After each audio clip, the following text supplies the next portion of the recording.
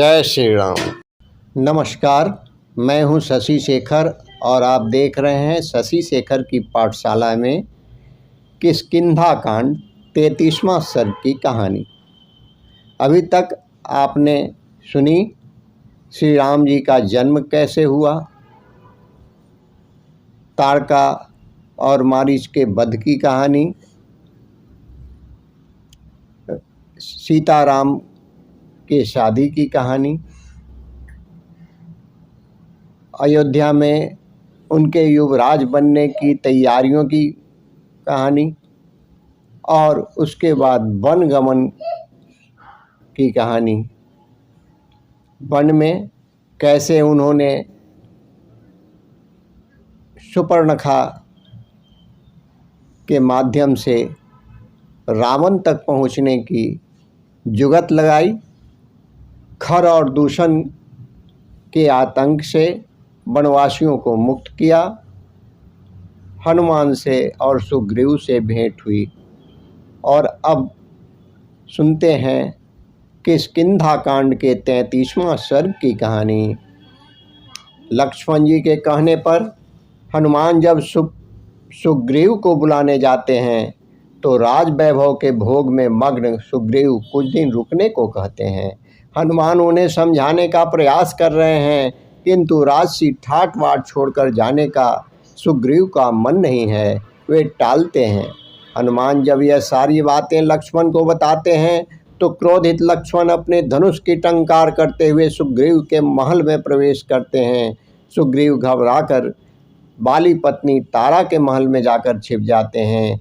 तेन चापस्वनेनाथ सुग्रीव प्लवगाधिप विज्ञाया गमनम त्रस्त स्व अचाचाल वर्षाणात्। आखिरकार तारा और अंगद के समझाने से लक्ष्मण का क्रोध शांत होता है। सुग्रीव को भी अपनी त्रुटि, अपना दोष ध्यान में आता है। रावण पर आक्रमण की तैयारी करने के बाबत सभी एक मत होते हैं, किंतु फिर भी एक प्रश्न सामने आता है। श्री राम कहते हैं, जानकी रावण की लंका में ही है या रावण ने उसे कहीं और छुपा के रखा है, यह ढूंढना आवश्यक है। त्रेता युग में युद्ध के सारे यम नियमों का पालन होता है, इसलिए जब यह सुनिश्चित हो जाए कि सीता को लंका में ही रखा है, तभी हम सब लंका पर आक्रमण करने चल देंगे।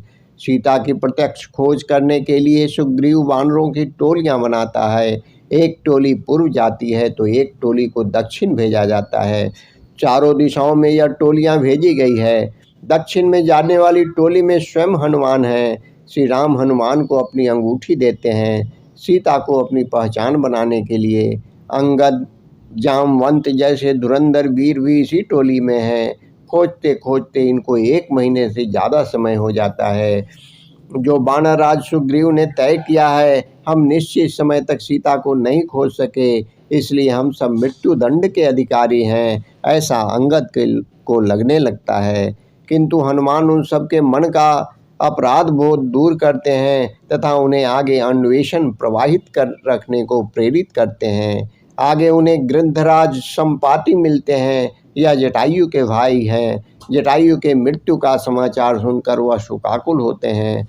संपाति उन्हें सीता के हरण का रावण ने ही किया है, यह लंका में ही है, यह बताते हैं। अब तो यह तय है कि सीता लंका में है, किंतु श्री राम को इसकी सूचना देने से पहले प्रत्यक्ष रूप से उन्हें देखना आवश्यक है। यह सब धुरंधर वीर समुद्र के तट पर आकर बैठे हैं। समुद्र में दूर कहीं लंका है, इसलिए समुद्र लांघना आवश्यक है, किंतु समुद्र कौन लांघेगा? सबको लग रहा है यह तो अपने बस की बात नहीं है। इन सब में परिपक्व और प्रौढ़ ऐसे जाम्बुवंत इस बात को लेकर अटल हैं कि समुद्र को कोई लांघ सकता है तो वह हनुमान है। वे हनुमान को समुद्र लांघने के लिए प्रोत्साहित करते हैं, प्रेरित करते हैं। वे कहते हैं, वानर श्रेष्ठ हनुमान, उठो और इस महासागर को लांघ जाओ, क्योंकि तुम्हारी गति सभी प्राणियों से बढ़कर है। और महाबली हनुमान जय श्री राम कहते हुए उस विशाल समुद्र को लांघकर लंका के तट पर पहुँचते हैं। लंका में पहुंचकर हनुमान उस वैभव नगरी की शोभा देख रहे हैं। वह अपने बुद्धि चातुर्य से तथा चपलता से लंका नगरी में प्रवेश करके रावण के अंतःपुर तक पहुंच जाते हैं। वे सब जगह ढूंढते हैं किंतु उन्हें माता सीता कहीं नहीं दिख रही। वे निराश हो गए हैं, दुखी हो गए हैं। हनुमान रावण का विशाल प्रासाद देखते हैं, पुष्पक विमान भी देखते हैं, महल के अंदर अनेक स्त्रियों को देखते हैं। गलती से मंदोदरी को ही सीता समझ लेते हैं, किंतु जब पता चलता है कि यह सीता नहीं है तो असली सीता की पुनः एक बार खोज करने को निकल पड़ते हैं। संयोग से वह अशोक वाटिका पहुंच जाते हैं। वहाँ दानवी स्त्रियों के बीच एक शोकाकुल स्त्री उन्हें दिखती है। उसने मलिन वस्त्र पहने हैं और उपवास के कारण वह अत्यधिक दीन और दुर्बल दिख रही है। बिमलम प्राशुभावत त्वदुलिखान्तविमरं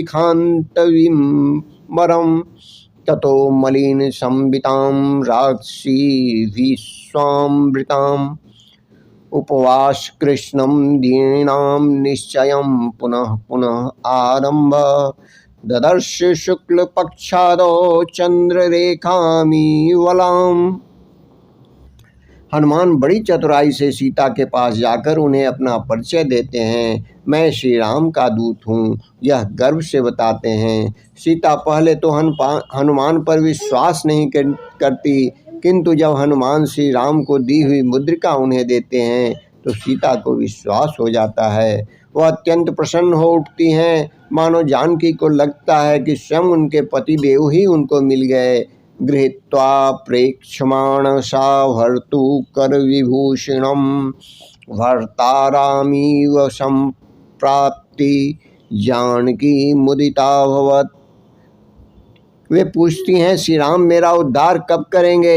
हनुमान उन्हें बताते हैं कि श्री राम के मन में कुछ योजना है आपको मुक्त कराने की, अन्यथा वे यदि आज्ञा देते तो मैं ही आपको अपने कंधे पर बिठाकर श्री राम के पास ले जाता, किंतु उनकी आज्ञा आपका क्षेम पूछने की है। इस प्रकार हनुमान सीता को आश्वस्त करने के बाद उस प्रमाद वन अर्थात अशोक वाटिका का विध्वंस करना प्रारंभ कर देते हैं। एक बानर अपनी वाटिका को विद्रूप बना रहा है, यह देखकर वहाँ के असुर हनुमान को पकड़कर रावण की सभा में लेकर जाते हैं। हनुमान भी यही चाहते हैं। उस सभा में रावण के सारे मंत्रीगण हनुमान को सामान्य बानर समझकर उसकी खूब खिल्ली उड़ाते हैं। रावण उसका वध करना चाहता है, किंतु विभीषण उसे बताते हैं कि राज्य शिष्टाचार के अनुसार किसी भी दूत का वध यह सर्वथा अनुचित है। रावण फिर अपने राक्षसों को कहता है, हनुमान की पूंछ में आग लगाकर उसे नगर में घुमाओ। हनुमान के मन की बात हो जाती है। अपनी पूंछ को और अधिक लंबी करते हुए हनुमान उस वैभव संपन्न स्वर्णमयी लंका में प्रत्येक महल को राजप्रसाद को आग लगाते हुए घूमने लगते हैं। सारी लंका नगरी अग्नि के चपेट में आ जाती है। लंका में हाहाकार मच जाता है। श्री राम का दूत क्या कर सकता है, यह लंकावासी खूब अच्छी तरह समझने लगते हैं। लंका में अग्नि तांडव करके हनुमान पुनः श्री राम के पास जाते हैं और पूरा वृतांत उन्हें बताते हैं। रावण के शक्ति स्थान और उसकी कमजोरियां दोनों विस्तार से बताते हैं। अब यह सिद्ध है कि जनक नंदिनी सीता लंका में ही है, अर्थात अब रावण से युद्ध करना तय है। श्री राम लक्ष्मण ने प्रस्तरवन गिरी पर्वत पर वानरों की एक छोटी सी सेना को प्रशिक्षित किया है, किंतु जिस प्रकार हनुमान ने रावण की शक्ति का वर्णन श्री राम के सामने किया, उसे देखते हुए बड़ी संख्या में और भी सेना लगेगी। सुग्रीव इसकी व्यवस्था करते हैं। सुग्रीव के ससुर रूमा के पिता इस सेना में अपनी सेना के साथ शामिल होते हैं। उसी प्रकार तारा के महाबली पिता हनुमान के पिता कपिश्रेष्ठ केसरी नल नील जैसे अभियंता गवय दरिमुख ऐसे सभी महावीर योद्धा श्री राम की सेना के साथ अपनी सेना लेकर संघर्ष के लिए तैयार हैं। यह जबरदस्त सेना सागर लेकर श्री राम भ्राता लक्ष्मण के साथ समुद्र तट पर पहुंचते हैं। उधर लंका में विभीषण बार बार अपने ज्येष्ठ भ्राता रावण के महल में जाकर उसे सीता जैसी पराई स्त्री को छोड़ने की सलाह दे रहे हैं, किंतु रावण उसे बार बार ठुकरा रहा है। रावण ने अपनी राज्यसभा के सभासदों की एक बैठक बुलाई है। राम की सेना को कुचलने की योजना इस बैठक में बन रही है। रावण ने अपने आतंक के तंत्र में शामिल जीवित बचे सभी क्षत्रपों को इस बैठक हेतु बुलाया है।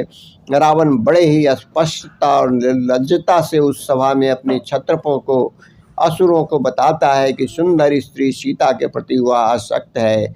भले ही वह किसी और की पत्नी हो, इसलिए मैं उसे छोड़ नहीं सकता। कुंभकर्ण पहले तो रावण को फटकारता है, बाद में राम के विरुद्ध युद्ध में वह रावण का साथ देने को तैयार होता है। अब रावण की सेना तैयार हो रही है श्री राम की सेना से लड़ने के लिए। इसी बीच रावण की आसुरी प्रवृत्तियों से तथा अनैतिक आचरण से तंग आकर विभीषण श्री राम का साथ देने श्री राम के पास आकाश मार्ग से आते हैं। श्री राम जी भी उनका यथोचित स्वागत करते हैं।